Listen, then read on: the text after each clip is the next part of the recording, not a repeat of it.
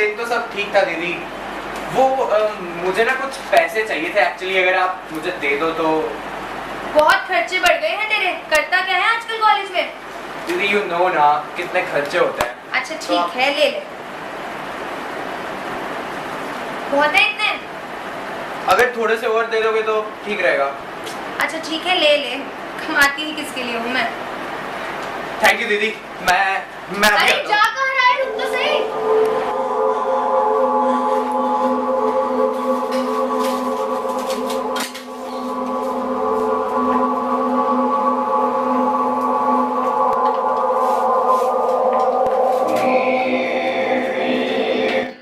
उसे हर रोज अपने दीदी से पैसे लेने की आदत सी हो गई थी। वो हर रोज पैसे लेता और हर रोज उसी जगह जाके बेसब्री से इंतजार करता रहता। हाँ पे शाइने, लोकेशन पे आ गई। पैसे पूरे लाया कि नहीं? ठीक है।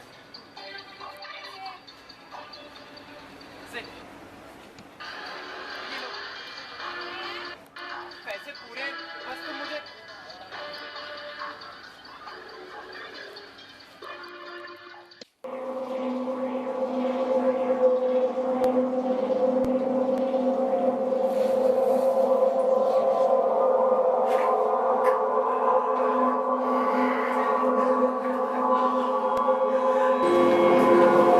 दीदी मैंने कुछ पैसे लिए हैं।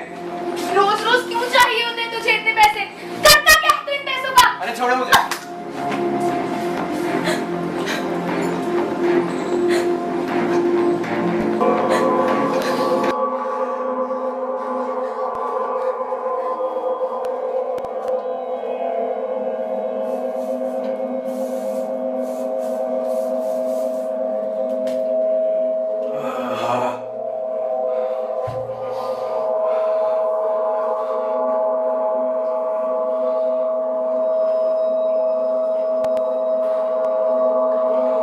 दीदी मुझे पैसे चाहिए। मेरे पास तो बहुत पैसे नहीं है। मैं भी देखता हूँ पैसे कैसे नहीं है। कहाँ छुपा के रखे सारे पैसे? दीदी मुझे पैसे चाहिए। अरे क्या कर रहा है तू आजकल? क्यों चाहिए होते तुझे इतने पैसे? देख अपना चेहरा, देख प्रणय, अपना हाथ देख। तू क्या कर रहा है? मुझे बता दे तू नहीं। मैं आपको नहीं बता सकता। दीदी मुझे पैसे चाहिए बस। प्रणय, नहीं मिलेंगे और पैसे। मेरे को पैसे नहीं दोगे? नहीं। मेरे को पैसे नहीं दोगे? पैसे नहीं दोगे मेरे को? मैं भी देखता हूँ कैसे नहीं दोगे। छोड़। मैं भी देखता हूँ मुझे पैसे कैसे नहीं दोगे। कैसे नहीं दोगे।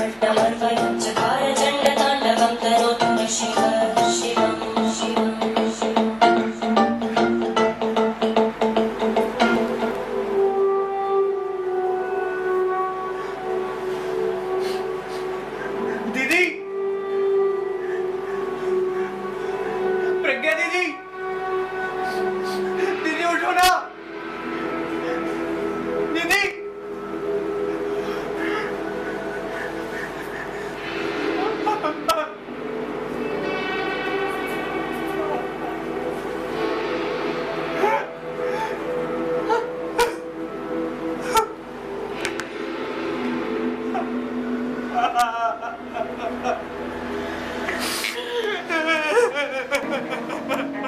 प्रणय एक ड्रग एडिक्ट अपनी दीदी को खो चुका था। वो खुद को ही हर बार अपनी दीदी के मौत का जिम्मेदार ठहराता रहता था, जो कहीं ना कहीं तो सच भी था। इसी सदमे में आकर उसने नशे की इस लत को छोड़ने का फैसला लिया।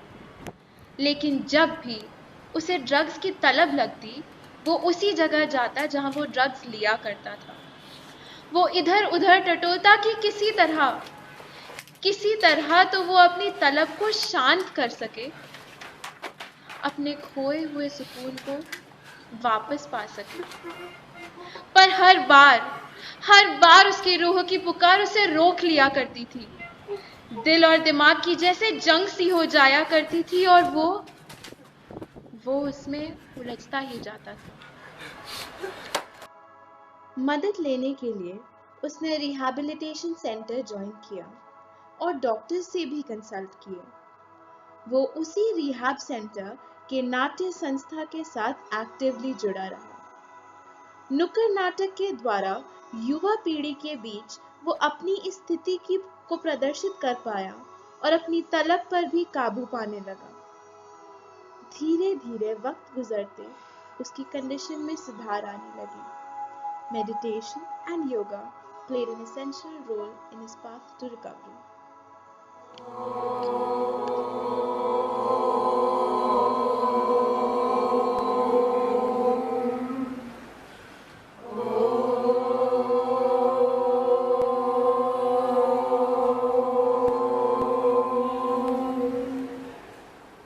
आप सबका प्रज्ञा रिहैबिलिटेशन सेंटर में स्वागत है। आज हम सब एक कॉमन कॉज के लिए यहाँ पे इकट्ठा हुए हैं, वो है ड्रग के अब्यूज से बाहर निकलना। मैं आप लोगों को बता दूं कि कुछ साल पहले मैं भी इस ड्रग्स की प्रॉब्लम से जूझ रहा था, पर आज मैं बिल्कुल एक अच्छी स्टेट पर हूँ। इस सेंटर का नाम प्रज्ञा रिहैबिलिटेशन सेंटर एक वजह से है। प्रज्ञा मेरी सिस्टर का नाम था और इसी ड्रग्स की लत से मैंने अपनी सिस्टर को भी खो दिया, और तब मैंने डिसाइड कर लिया कि अपनी कंट्री के यूथ को बचाने के लिए मुझे भी एक रिहैबिलिटेशन सेंटर ही खोलना है। तो आज हम सब अपनी इस जर्नी की शुरुआत करेंगे अपनी स्टोरीज़ एक दूसरे को बताकर। तो हम स्टार्ट करते हैं मिस जया से। आप प्लीज़ हमें हम सबको अपनी स्टोरी बताएं। मेरी स्टोरी कुछ ऐसे है। स्कूल से नई कॉलेज गई, एक्साइटमेंट थी कॉलेज जाने की, पर कहीं ना कहीं एक डर था कि कैसे होगा कॉलेज। जब मैं कॉलेज गई तो मुझे सबने बोला कि सीनियर्स बहुत हेल्पफुल है, तो मैं मदद लेने के लिए कुछ उनके पास गई। धीरे धीरे उनसे दोस्ती हुई, फिर पता चला कि वो ड्रग्स लेते हैं। फिर उन्होंने मुझे भी कहीं ना कहीं अपने साथ इन्वॉल्व करने के लिए ड्रग्स ट्राई कराए। मैंने पहली बार ट्राई करी और फिर धीरे धीरे जो उनकी लत लग गई। फिर आज मैं उस ड्रग्स की कैद से बाहर होने के लिए, दूर होने के लिए यहाँ आई हूँ। कोई बात नहीं जया, हम सब तुम्हारे साथ हैं। इस जर्नी में हम सब साथ मिलके ये कोशिश करेंगे कि तुम जल्द से जल्द इस कैद से बाहर निकल पाओ। तो अब हम पूछते हैं श्रेया से कि उनकी क्या कहानी है। मेरा नाम श्रेया है। मेरी स्टोरी मेरे लिए बहुत पेनफुल रही है क्योंकि ये मेरे पेरेंट्स से रिलेटेड है। मेरे पेरेंट्स के बीच में कॉन्स्टेंटली लड़ाइयाँ होती रहती थी और उनके झगड़ों से मैं बहुत मेंटली फ्रस्ट्रेटेड, डिस्टर्ब थी, और उनकी इस तनाव की वजह से I only had one choice. I just found one choice, that is drugs. इन लड़ाइयों के बीच में उनका डिवोर्स भी हो गया, उसके बाद मेरे को कुछ समझ नहीं आता था। मैं बस ड्रग्स लेना चाहती थी, उससे मेरे को कुछ अलग एक रिलैक्सेशन मिलता था इससे। लेकिन somewhere at the end of the day मुझे ये फील हुआ कि शायद मेरे मॉम डैड के अलग हो जाने के बाद मेरे लाइफ में मेरे लिए सिर्फ मैं ही हूँ, और अपने लिए I had to relive my life. इसलिए मैं यहाँ आ गई एंड आई होप मुझे यहाँ से आई इम्प्रूव माई लाइफ। बिल्कुल श्रेया, यहाँ हम पूरी कोशिश करेंगे कि जितने भी लोग हम यहाँ बैठे हैं अभी की स्टेज से हम जितना इम्प्रूव कर सकें उतना इम्प्रूव हम करेंगे। We all are with you. So अब हम बात करेंगे निहारिका से। क्या आप अपनी स्टोरी हमारे साथ शेयर करेंगे? Sure, sir. Hi everyone, my name is Niharika. Actually मेरी जो स्टोरी है उसमें बस मैं इन्वॉल्व नहीं हूँ। ये स्टोरी मेरे और मेरे बॉयफ्रेंड दोनों को ही इन्वॉल्व करती है। शुरू में जैसा कि हम सब जानते हैं ये एज ही ऐसी होती है हमारी। I had a boyfriend, he was too much into drugs, and चाहते हुए भी मैंने उसे बहुत कन्विंस करने की कोशिश करी कि वो इस चीज़ को ना करे। मैंने उसे समझाया इस चीज़ के क्या साइड इफ़ेक्ट्स होते हैं, क्या बुराइयां होती हैं, पर मुझे नहीं पता मैं कहीं ना कहीं कहाँ लैग कर रही थी। मैंने उसे बहुत समझाने की कोशिश करी पर शायद मैं उसे समझा ही नहीं पाई। हमारी इन ड्रग्स को लेके काफ़ी लड़ाइयाँ होती थी, पर कुछ भी सल्यूशन मुझे नज़र नहीं आ रहा था। तो मेरे दिमाग में एक आइडिया आया कि क्यों ना मैं उसे खुद ड्रग्स लेके दिखाऊं कि उस चीज़ की एक्चुअली क्या साइड इफ़ेक्ट्स हैं। मैंने वो मुझ में चेंजेस ऑब्ज़र्व करे और फिर वो अपने आप को बदले, अपने आप में बदलाव लाने की कोशिश करे। तो इसी चक्कर में मैंने ड्रग्स ट्राई किया और चाहते हुए या ना चाहते हुए I just got trapped into this entire thing of drugs.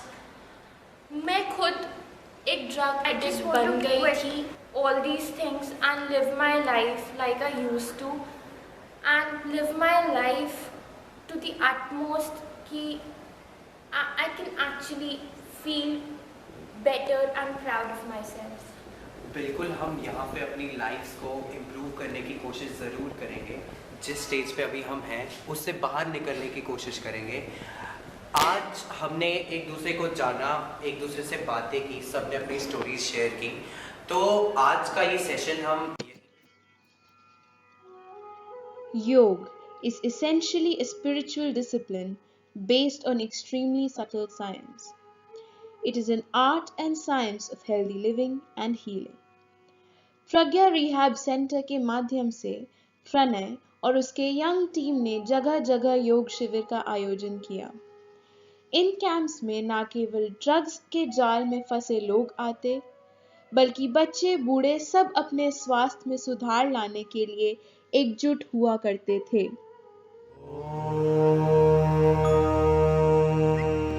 Every member of the team took an initiative to put up posters for mass awareness.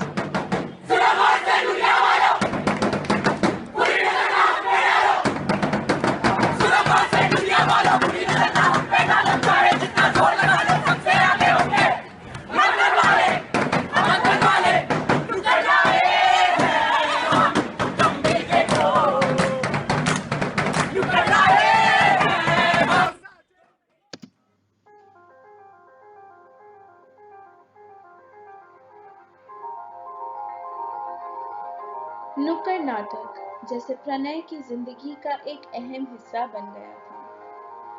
Pragya rehab centre के पेशेंट्स के साथ उसने अपनी एक स्ट्रीट प्ले टीम बनाई और उसका नाम रखा मंथन।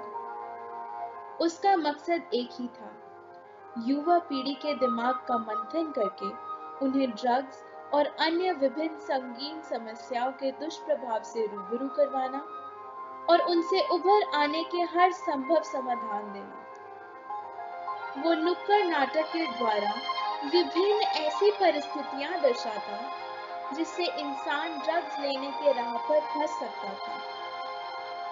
लोगों को जागरूक करके ड्रग्स के इस्तेमाल को कम करवाने में अपनी हर मुमकिन योगदान देने में प्रणय कोई कमी नहीं छोड़ता था। इस समाज की रीतियों ने देश भर को लूटा, इस समाज की रीतियों ने देश भर को लूटा। आंखों पे यूं पर्दा डाले किसको देते तो तकदीरों सारा What are your views on drugs? My views on drugs is I think people who get into drug abuse, they finally get dependent on them, and I don't think that's cool. And how do you think can drug abuse be stopped or eradicated? Drug abuse, if a person is habituated or is addicted to any kind of drug, and if he wants to stop using or the drug, then I think first of all you need the inner will, and then external support is required in order to overcome the drug abuse. So yes, I guess support from all sorts is required. So what are your views on drugs? Drugs are basically medicines, right? So when taken in excess, they cause emotional imbalance in a human or various other complications.